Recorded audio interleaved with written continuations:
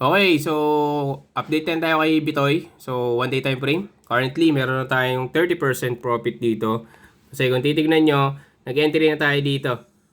So, nag-entry na tayo sa 100 to 100. Nag-entry tayo dyan and nag-set up ako ng umangat na yan eh. Nag 50% na yan. Kaya nag-SL ako ng 30% and then currently, kung titignan nyo, bumababa. Possible, balikan ulit tong 1 day demand. So, kung titignan nyo, currently nasa 100 to 567 na siya. So, ngayon, close na tayo dito kay BTC. So, ang open na lang natin si ETH and currently nasa 100% tayo dun. So, dito tayo Bitoy. So, ang setup natin, same pa din naman.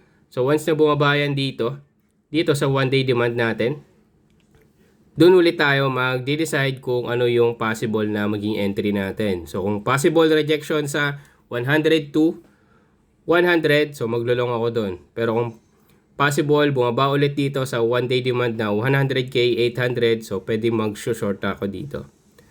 So, medyo critical dito sa short and sa long. So, kaya ang ginagawa natin, nag-SL lang tayo ng 20%. Yun lang.